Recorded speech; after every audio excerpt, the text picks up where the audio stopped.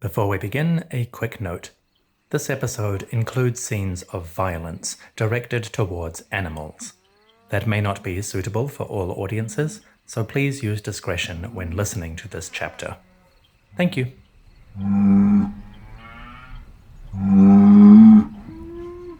Long, long, long ago, in the ancient days of gods, the king of Egypt, Usir, or Osiris, fell to the ground.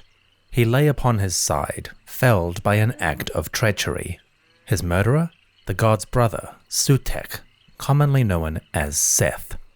Sutekh drove his kin down, using his might and fearsomeness to slay the king of the land.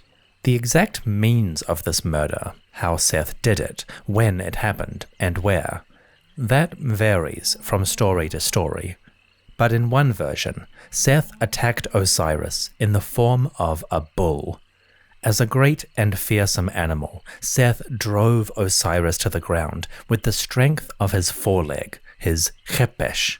The bull's leg was mighty indeed, and Seth later gained an epithet, Usir chepesh, or powerful of foreleg. With his hoof, the treacherous god slew his royal brother, and a time of chaos began. Of course, Seth's treachery did not go unpunished.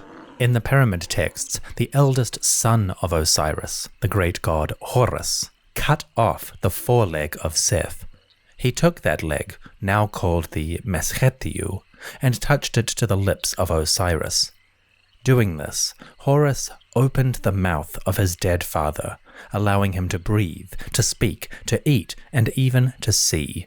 Then, Horus disposed of Seth's destructive limb.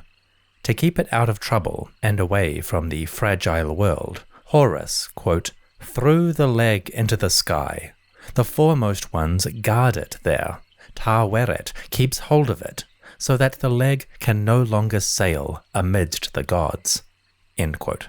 That passage comes from a later text, but it seems to reflect one of the endings of the tale, at least as far as the foreleg of Seth is concerned. The leg of Seth, a bull's leg, remained in the sky where Horus had thrown it. There, the leg and the bull generally became a constellation. This gathering of stars was called meshetiu, or the foreleg, and even today it is known by many names.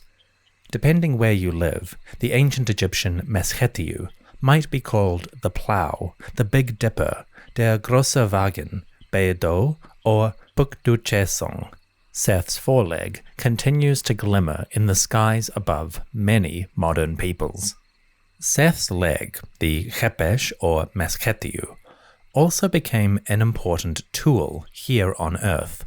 In the course of a funeral, priests would perform the opening of the mouth ritual to awaken the faculties of the dead, just as Horus had done for Osiris. To perform that ritual, the priests used a metal tool in the shape of a bull's leg. It was called the meshetiu. Again, the pyramid texts refer to this practice. Quote, O deceased one, Horus has opened the mouth of the dead with that tool with which he parted the mouth of his father. The metal for that tool came from Seth, the striker that parted the lips of gods. End quote. So the weapon of Seth, the foreleg of the bull, became an important object in the story and rituals of Osiris. And for ordinary people facing the unknowns of death, the foreleg of Seth, the chepesh or meshetiu, was an important tool for the attainment of immortality. These tales are convoluted, told in scraps and references across the millennia, but the bull of Seth and the death of Osiris became a well-known part of the Egyptians' religious history, and around 1300 BCE, that history found new expression, as another father and another son battled against the beast.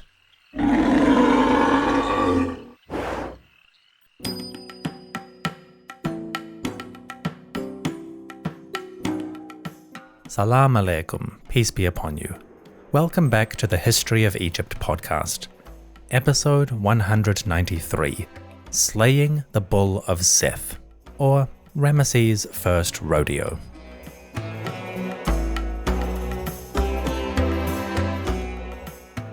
In 1299 BCE, approximately, the town of Abju, or Abydos, was busy.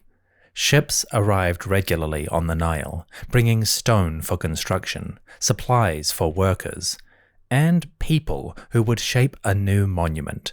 The great Temple of Sety I at Abydos was a bustle of construction. We've toured this monument previously in recent episodes, but there is one section that I haven't mentioned yet.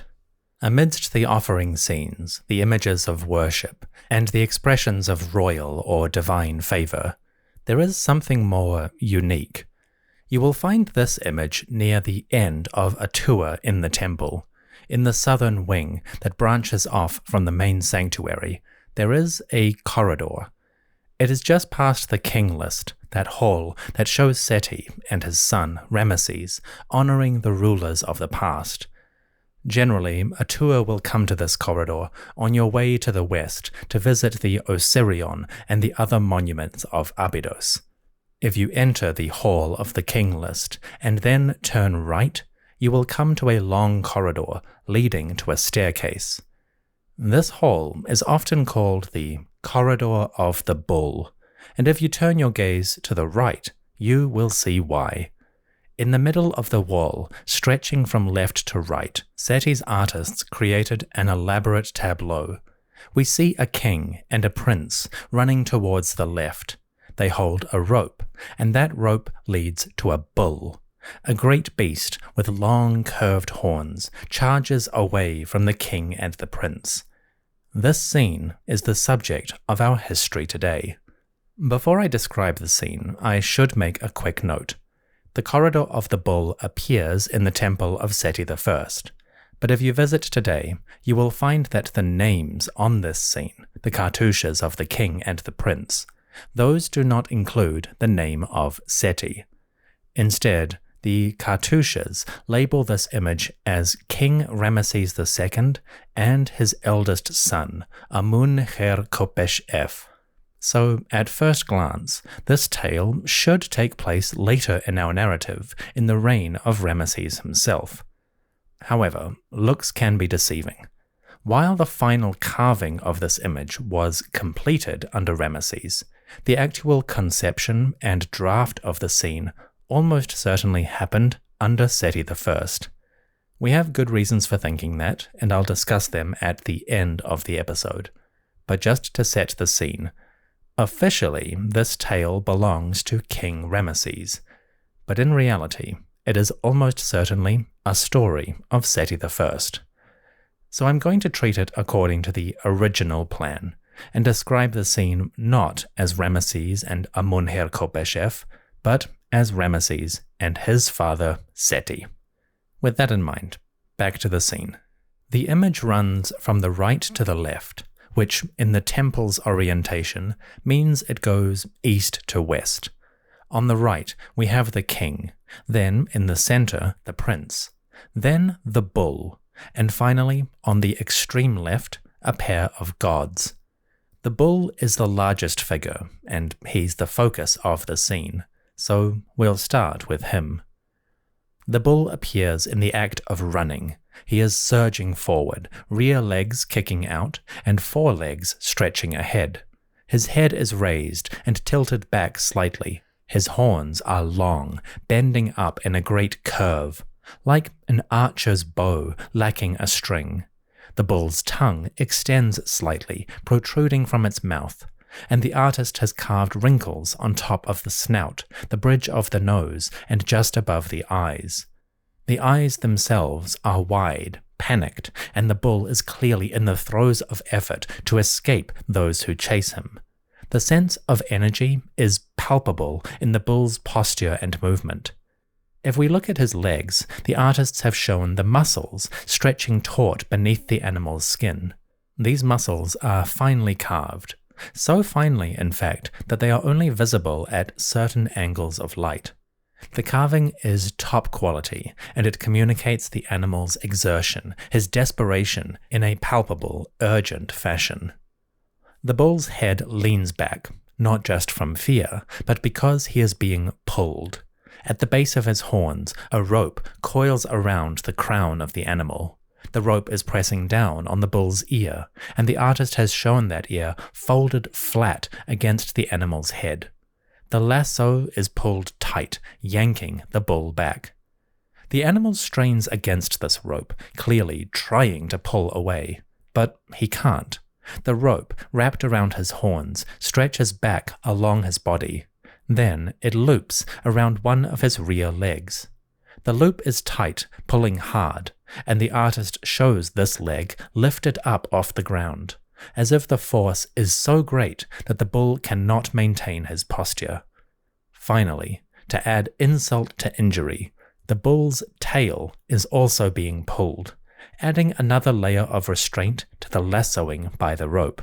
At this end, with the rope leading from his leg and somebody pulling on his tail, this is where the humans enter the scene. Just behind the bull, we find the prince. The boy is striding forward, feet widely separated, as if he is running to keep up with the animal. His torso is straight, while his right arm reaches out to grasp the tail by its base. With the other hand, he clutches the end of that tail, letting the switch, or tuft, at the end hang limp. That detail is important, for it shows the prince's control. If the bull were stronger, the tail would be completely taut as the momentum pulled along. But the prince is dominant. He has grasped the tail so strongly that the end falls limp and weak. The prince is wearing a long kilt that stretches from knee to knee, with a sash or belt around the waist. His hair is quite interesting. It has two sections. Firstly, part of the hair is styled in a bob cut that hangs down to his neck.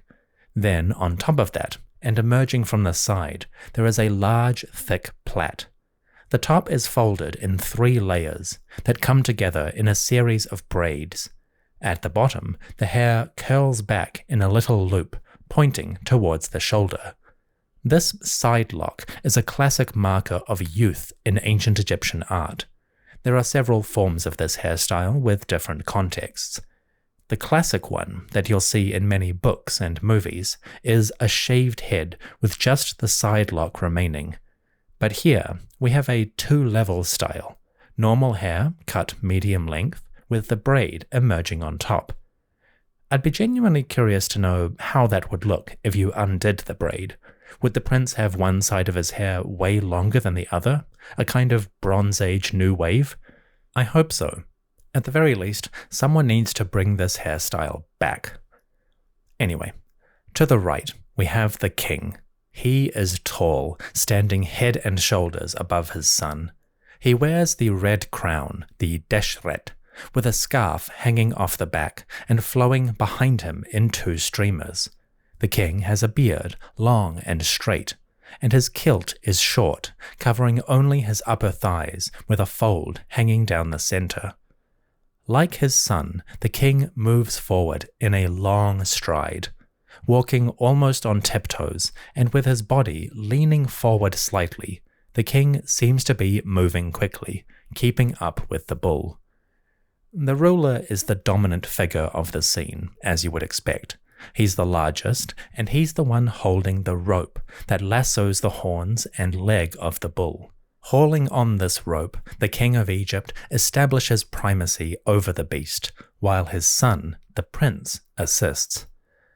The lassoing of the bull is described in a line of hieroglyphs that appear just above the animal's back.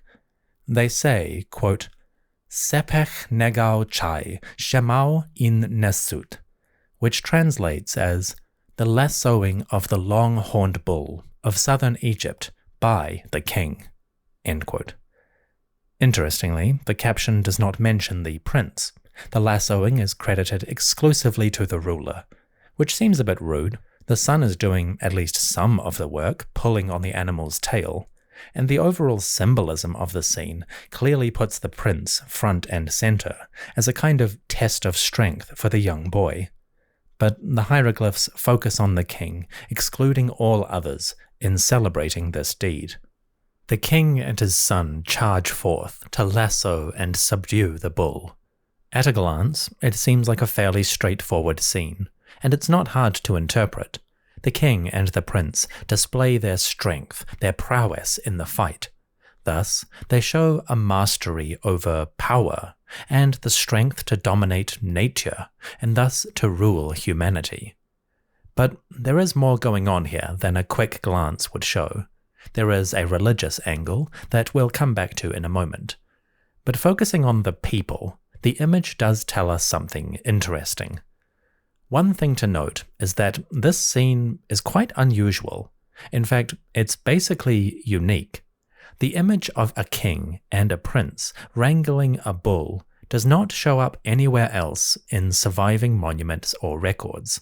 And many Egyptologists, since the 1860s, when it was first documented, have heaped praise upon the vitality, the precision, and the dynamism of this work. It is often cited as one of the masterpieces of the Ramesside era, an image on par with the Battle of Kadesh or the treasures of Tutankhamun for the complexity and skill of the artist's craft. Your mileage may vary depending on your tastes, but when you step into this hall at the end of a tour in Seti's temple, it is hard not to revel in the scale and energy of this unusual scene. The artists were creating an ancient rodeo, but they weren't clowning around. Beyond the aesthetic appeal, the uniqueness of the image might tell us something about its purpose. Here, we have a king subduing an animal, displaying his strength and power. Fair enough, we've seen that idea before. But one of the unique features here is that the king is not alone. He has the prince with him. This is extremely unusual. In all of our stories so far, Egyptian princes have been remarkably absent from royal art.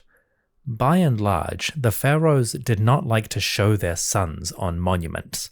Perhaps they were trying to avoid any power plays or struggles within the family.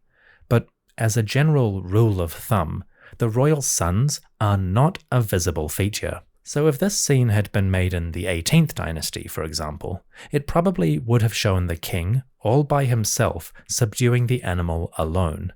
But this habit of downplaying the princes starts to change around 1300 BCE in the early 19th dynasty. In the days of Seti I, we often find the young Ramesses appearing on royal monuments and imagery. And in turn, Ramesses himself would include his own sons on the walls of temples and monuments.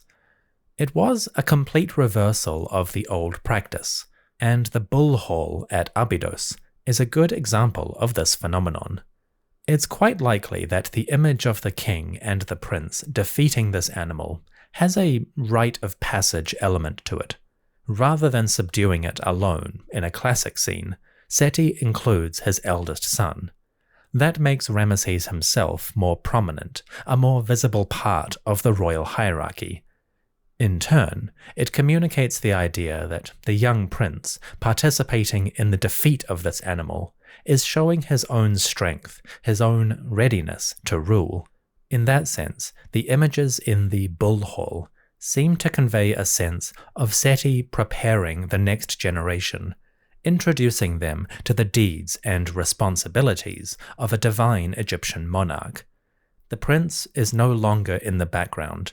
He steps forward to engage actively with the responsibilities of rule. And whether that is religious ceremonies before the ancestors, or the subduing of a mighty animal, the young Ramesses prepared to take his father's mantle. That is the practical layer, but as I mentioned, there is a deeper religious symbolism to this image. We'll explore that very shortly, but first, it's time for a quick break. See you in a moment.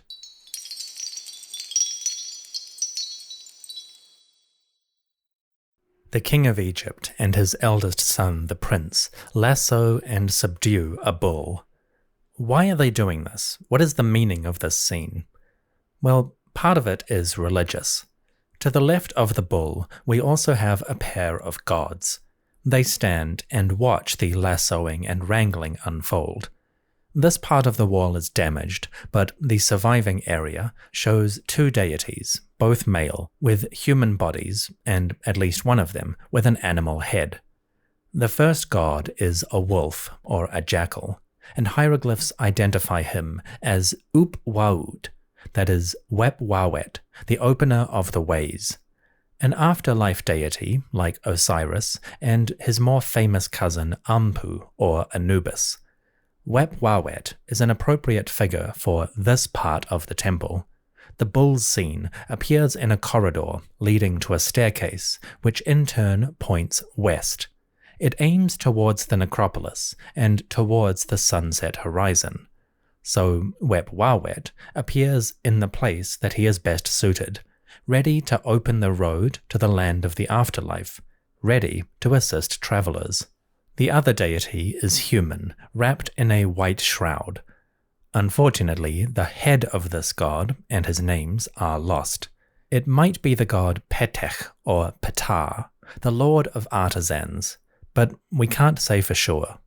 The god, along with Wep-Wawet, stands atop a plinth or podium, and both of them hold was scepters, which means dominion or authority. Finally, one more deity appears in the top right corner of the scene. Above the king, we see a bird, a falcon or Horus, representing the god of kingship. The bird hovers with wings outstretched, and it clutches a symbol in its talons. The symbol is a circle with a flat line at the bottom. This is the hieroglyph Shen, which represents eternity, and it's where we get the cartouche shape for the names of pharaohs. Just below the Shen, there is an Ankh, or life, and two was scepters, dominion or authority. Just behind the falcon's wing, a short column of hieroglyphs say, quote, "He, the god, gives bravery or valor." Put that together with the symbols that he clutches, and the falcon seems to give the king all life, all dominion, for all eternity. A classic motif that kind of punctuates the scene. The tableau of the bull being lassoed by the king and prince is an elaborate and spectacular one. But you may be wondering, does this art represent reality? Did Ramesses, or Seti, actually do any of this? Unfortunately, that is impossible to answer. As king, Ramesses never made any reference to such an event, at least nothing that survives outside of this image. And the scene itself, subduing the bull, does have some deeper symbolism in a religious sense, but from a physical perspective, there is nothing in the image itself or preserved in other contexts to confirm or deny that this actually happened. That being said, the idea of a ruler and a prince ritualistically subduing a bull is not totally far-fetched. Across Egyptian history, the image of the bull is intimately connected with the power and strength of a ruler. This idea can appear in both positive and negative forms. I already introduced the tale of Seth as a bull subduing his brother Osiris. But while Osiris died, he did ultimately achieve the true victory in the form of immortality and royal authority. In that sense, the king of the dead could also appear as a bull, and he was often called the victorious bull or Karnacht, who, overcoming death, would then subdue his enemy Seth. This motif appears in the pyramid texts, where the deceased goes to the sky and achieves victory over the killer of Osiris, that is, victory over Seth. For example, some of the ancient texts say, quote, "Has he, Seth, killed you, his heart having said that you would die for him? Behold, you, the deceased, have now become a more enduring bull than he." Another one says, quote, He, Seth, has come against you, having said that he would kill you. But he will not kill you, for you are one who will kill his opponent, and you will establish yourself against him as the most enduring wild bull. Finally, we have one that says, quote, Horus has hit for you, Osiris, the one who struck you as a bull, Seth, and he has killed for you the one who killed you in the form of a wild bull. End quote. So the image of the bull is both dangerous in the form of Seth, but also victorious in the form of Osiris. That may sound strange, but it probably reflects the reality of bulls themselves. Bulls are dangerous, battling one another for dominance, but they are also protective.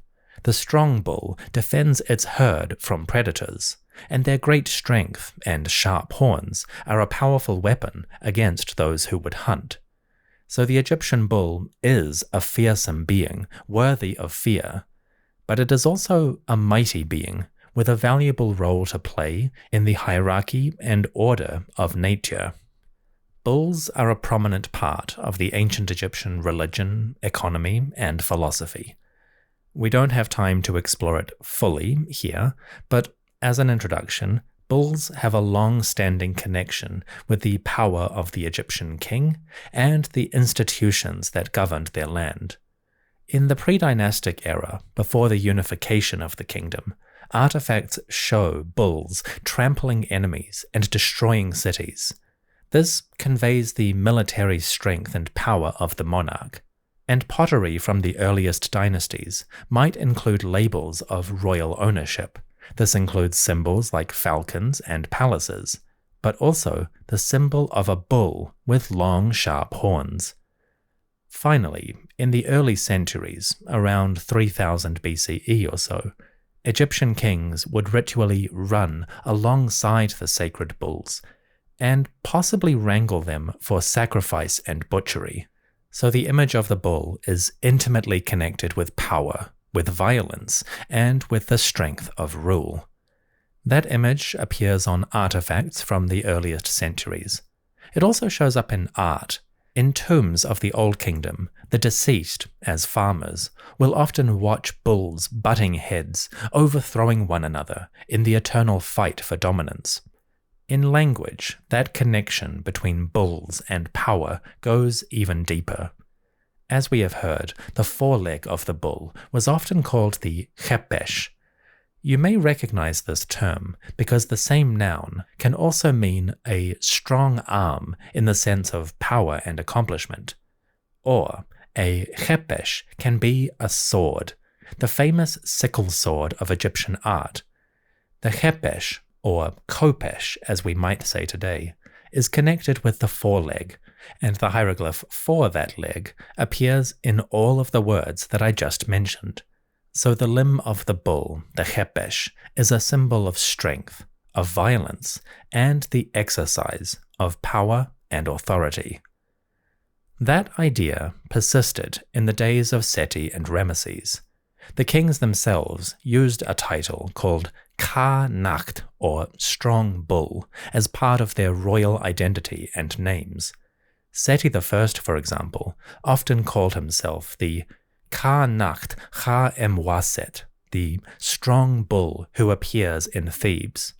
Or he might call himself the Ka-Nacht Sankt-Tawi, the Strong Bull who makes the two lands live. Or he might call himself the Ka-Nacht Meri Ra, the Strong Bull beloved of Ra. Those are just a few of the epithets. Pharaohs liked to change this bull name in different contexts and monuments. But the point is, Egypt's monarchs had become divine bulls in their own right, great of strength, mighty of victory, nourishing their kingdom.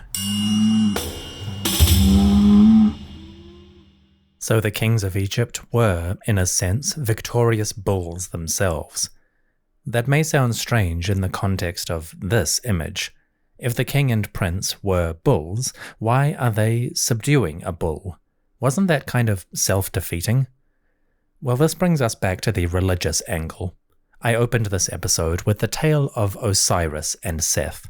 and how, in one version, Seth became a bull to trample and slay his brother. That particular form of bull, the one connected with Seth, is often called the long-horned bull, the negau in Egyptian. And wouldn't you know it, that is exactly what Seti calls the bull that he and the prince lasso in the temple.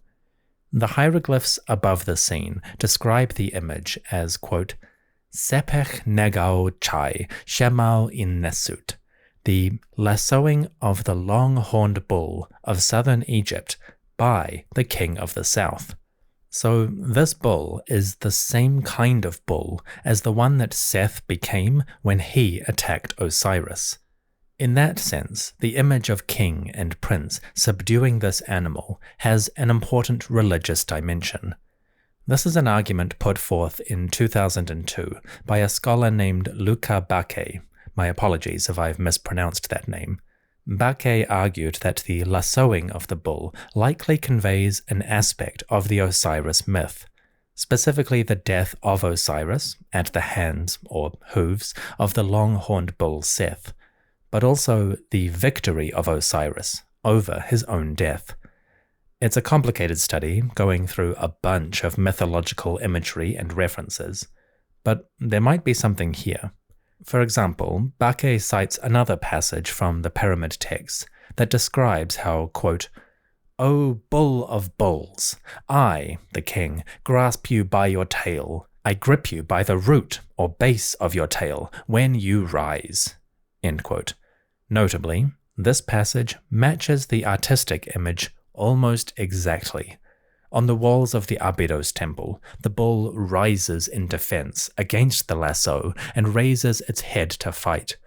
But the prince grasps the bull by the tail, right at the base or root, just as we find in the ancient religious passages. So the act of subduing the long-horned bull may represent the defeat of Seth following his crime. And what could be more appropriate in this particular temple? Seti's monument is located in the sacred city of Osiris, and a large part of its design and decoration is dedicated to that god, to his story, and to Seti's communion with Osiris himself. So it's fitting that in an out-of-the-way corridor leading out of the temple itself, we find an image of Seti and his son defeating the bull of Seth. Finally, there is one more element that gives this image meaning. This one is more practical, a hieroglyph text above the scene that describes the purpose of the rodeo. The hieroglyphs say, quote, Words pronounced by the king of southern and northern Egypt, the lord of the two lands, etc., etc., spoken to his father Wep-Wawet, who resides in the temple of Men-Ma'at-Ra. I lasso for you the long-horned bull of southern Egypt. I grasp for you the castrated ox of northern Egypt. I slaughter for you the bulls in the forecourt, and the oxen and calves in the slaughterhouse. Oryxes, ibexes, and gazelles are burned in your temple, and short-horned cattle are upon the altar before you. Fat animals are in front of the pyres in order to be presented as offerings to your spirit. You are endowed with your daily offerings. End quote. The hieroglyphs make clear the bull is an offering made to the opener of the ways, Wep-Wawet, and to the gods of Seti's temple, the Haut Men-Ma'at-Ra. And Seti claims to bring bulls of many types and other animals as well to slaughter and burn for the nourishment of the deities. That claim was not an idle boast. Just next door to the corridor of the bull, Seti's temple has an administrative section with offices and archives. Within that section, there is a special courtyard that is devoted to butchery. The walls are decorated with artistic scenes that show the Egyptian priests, or the workers, butchering a variety of animals. They carve up the carcasses to prepare meat for offerings. These animals include a number of bulls. Hieroglyphs on the walls describe Seti, quote, making for the gods and goddesses a slaughterhouse of good quality white limestone, to present pure meat offerings that include long-horned cattle, calves and bulls, and also short-horned cattle and oryxes and gazelles. All are abiding in their festivals." End quote. Finally, the courtyard itself has a number of large stone bowls that presumably were used to catch the blood as the priests slit the throats of these animals and drained them of their life fluid. Lest we forget the realities of ancient worship, the slaughterhouse and the corridor of the bull remind us clearly. The Egyptian king, with his power over people, also had power over nature, and the large-scale slaughter and processing of animal carcasses was a major component of Egyptian temple rituals. It's kinda harsh on the bulls, all things considered, but this is a religious site, and the temple's operations are geared entirely towards the preservation and maintenance of the divine and natural order. So, in a temple of Osiris, a potent symbol of Seth, in this case the long-horned bull, must be subdued. And just as Horus cut off the leg of Seth and used that leg to awaken his father, so Seti commissioned a space where live bulls would transform into offerings for the gods. As the blood flowed in the slaughterhouse and the smoke rose from burning pyres, the gods could feed on the flesh of defeated Seth. The Temple of Seti, the strong bull who makes the two lands live, nourished the greatest of deities.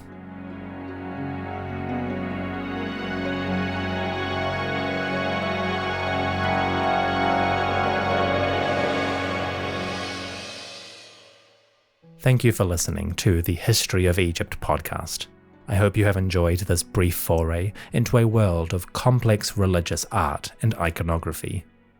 The corridor of the bull can be found in the Temple of Seti I, but if you visit it today, you won't find the name of Seti on the scene itself. Instead, the king and prince lassoing the bull are now named Ramesses II and Amun-Kher-Kopesh-F. That is, King Ramesses II and his eldest son. The final carving and completion of this image was done in the reign of Ramesses, and when his artists finished that carving, they put the names of the ruler and his son in the cartouches. But the scene itself does not actually belong to Ramesses. It was designed and sketched in the time of Seti I. Historians can tell that based on a couple of features. Firstly, the figures themselves, their shape, positioning, and the general style of their carving are consistent with the work carved in the reign of Seti. But this style is very different from that used by Ramesses in his own additions to the temple.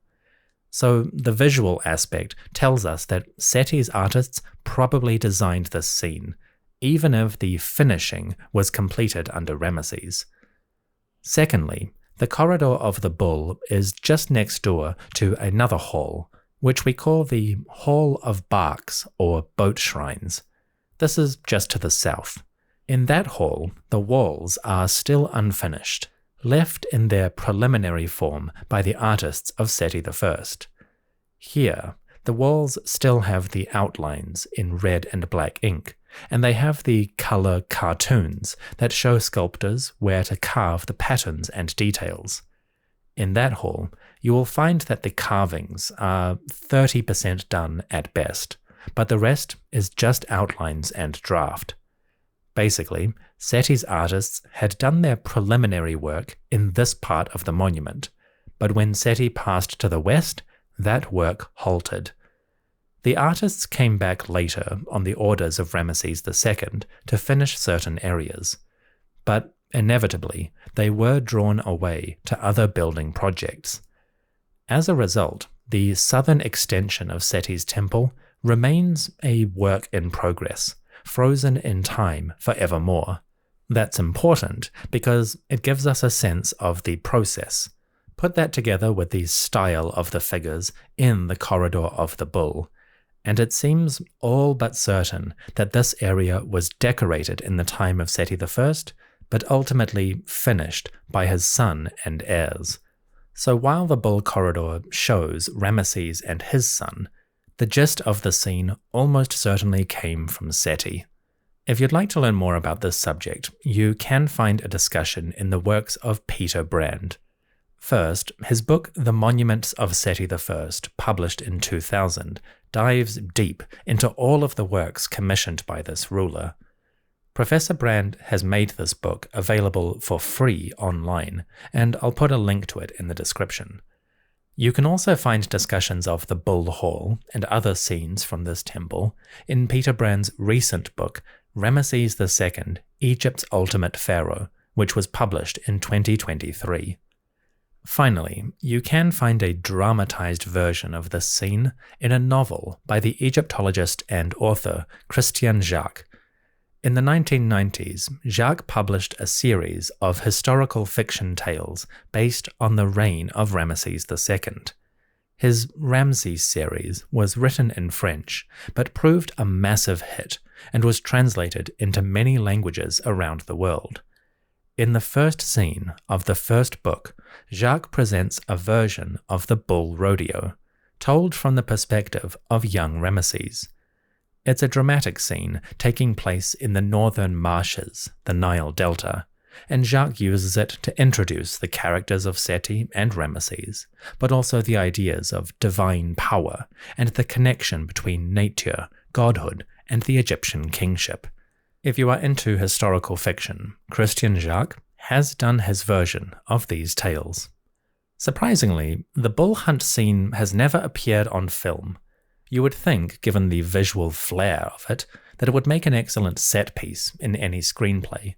But despite the many cinema depictions of Ramesses and Seti, and there are quite a few, I'm not aware of any film that presents this particular sequence. It seems a shame. With a few minor adjustments, you could make a version of this that conveys the power and majesty of the bull animal, while also communicating the symbolism and meaning behind the fight. If you're an aspiring filmmaker, consider this image as the base of an idea. There is a lot to unpack there for a performance. Anyway, it's time to bring this chapter to its close. I would like to thank my supporters on Patreon who keep the show running, and I'd especially like to thank the priests who sponsor the podcast at the highest possible tier.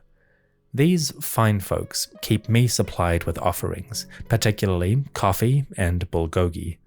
At the time of recording, the priests are Veronica, TJ, Arthur, Mycost, James, Terry, Ashley, Nadine, Yola, Andy and Chelsea, Kyla, Eric, and Linda. Folks, you are all too generous. May the victorious bull Usir, or Osiris, bless you, the long-horned bull Seth protect you, and the great cow Hathor nourish you. To everyone listening, thank you for joining me. I will see you soon.